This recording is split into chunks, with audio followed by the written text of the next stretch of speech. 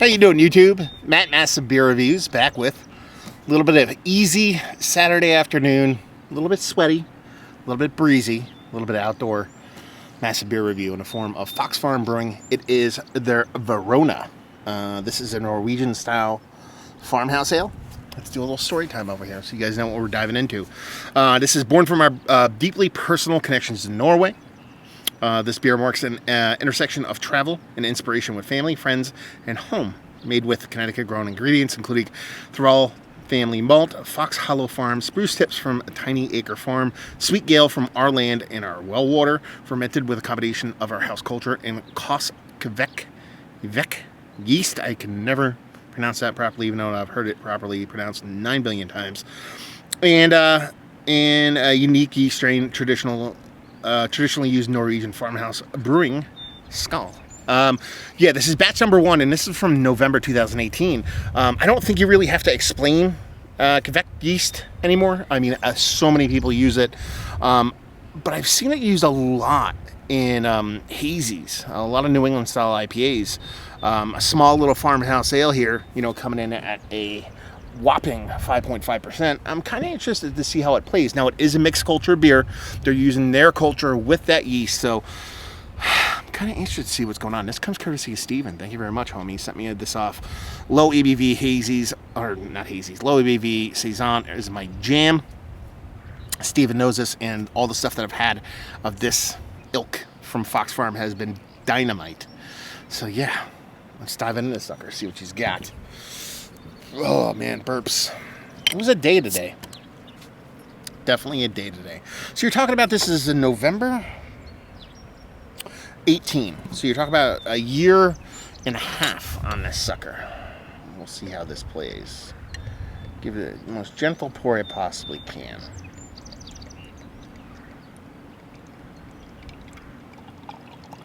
Ooh, I got a bug in my glass. That adds a little bit of flavor to it.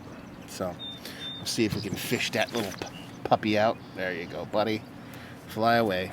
Yeah, my finger adds an extra element of deliciousness to all beers, so don't worry about that. It's not going to affect the beer at all by any stretch of imagination. That doesn't look like it sucks, to be perfectly honest with you.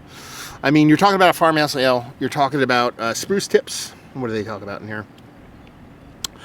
So you're talking about malt, locally grown or localish grown hops, spruce tips, and then Gale. I've never heard of Gale used in a beer before, so that'll be interesting to see if I pick anything up from that. And then, you know, in their land and their yeast and the Kvek yeast. So mixed culture, little farmhouse jam. Looks the part. See if we get a nose.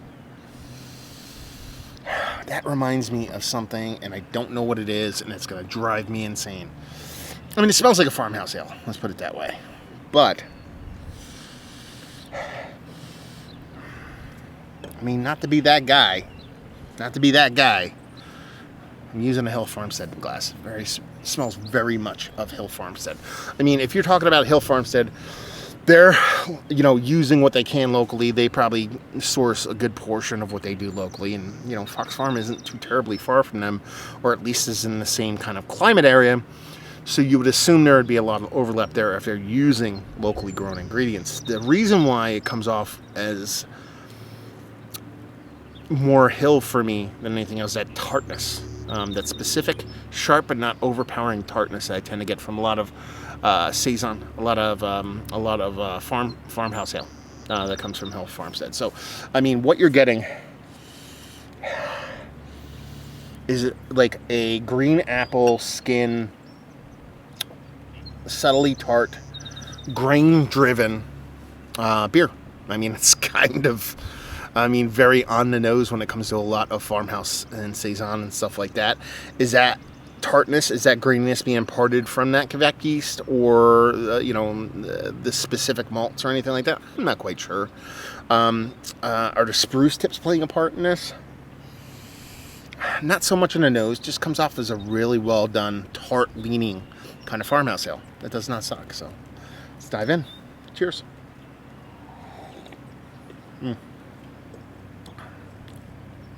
Ooh, man, it is tart. Okay.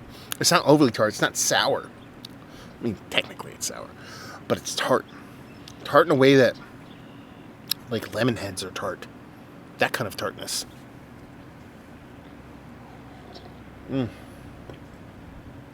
Yeah, it has this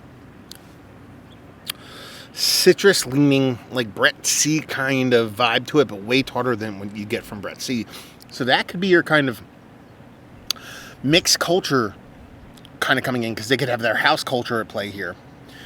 That could be bringing that kind of tartness, or the kind of extra portion of citrus from it, and then have that other end of things bringing in that citrus portion of the show. I have had one or two, actually my first ever beer that had Vec yeast, and it was an IPA that was not supposed to be sour, and it came off very similar as far as tartness from this.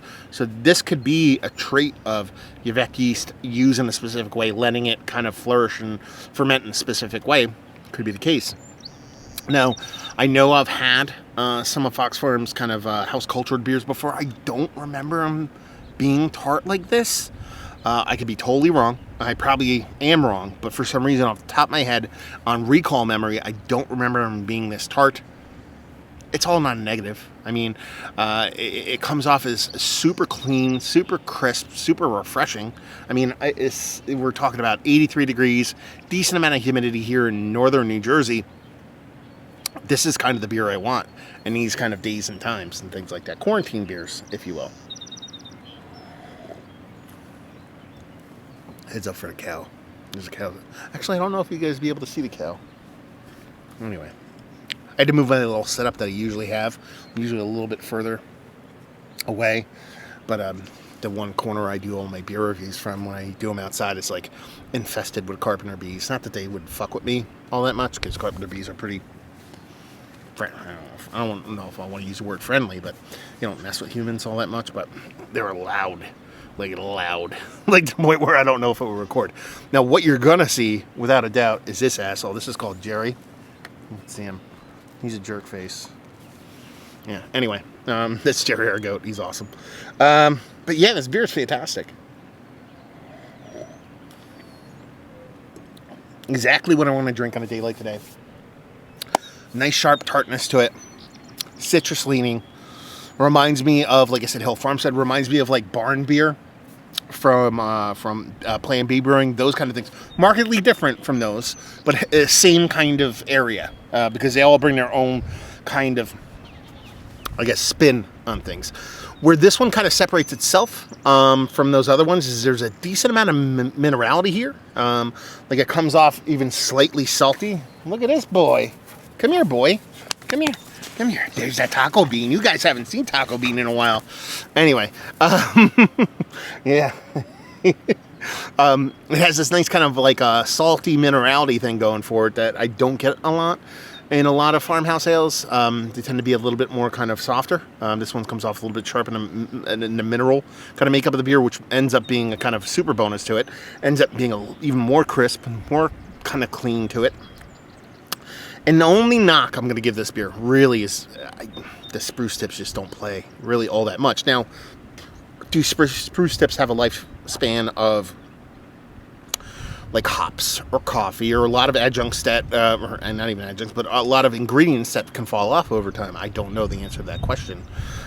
This being a year and a half old, if it wasn't super spruce tippy at the get, maybe it doesn't really sustain that. And it drops off a little bit. Who knows? But what I do get is that super crisp, tart citrus. That nice mineral base to it, where you're getting something. You saw the carpenter bee right there. They're big. Now imagine 40 of those flying around during a review. Anyway, and it has that kind of nice kind of minerality to it. That adds a salinity to it that comes off really fun. So I dig it. I think it's really well made. Really tasty, and exactly pretty much what I wanted. So thank you very much, Steven, for sending this off, man. Super cool of you. Very appreciative. This is not going to go to waste today. It's a perfect weather, perfect day to drink something like this, and it's going to do me all kinds of proper. Is it one of the better farmhouse ales I've had as of late? Yes. It might not be Mount Rushmore status, but not all beers can be. There's only 4 slots for those, but it's very close to the top. Value and availability, no idea. I think this is... for some reason, $18 is popping in my head. Correct me if I'm wrong, Steven. Brewery only. And leave you with, if you like what we like this beer, I mean, if you just like those, New England, Vermont-based area kind of farmhouse ale, that's kind of what you're getting here. But I really want to emphasize the point that it does have its own personality. It's not a facsimile of somebody else's beer. It's just when you're doing these kind of terroir-based beers and you're all within a specific region, there's going to be some overlap. But it separates itself enough, more than enough, to call itself its own. And that's a very beautiful thing. So if you like farmhouse ale, you'll like this. There you go. Another review in the books. Hopefully you guys enjoyed it. Down there if you want to talk about it. Massive Beers if you want to check me out doing the social media stuff. Beer Massive. Want to check me out doing the whole podcasting stuff. And hopefully you guys enjoyed the review. Hopefully you're enjoying a little bit of Fox Farm right now. And hope to see you next time. Cheers.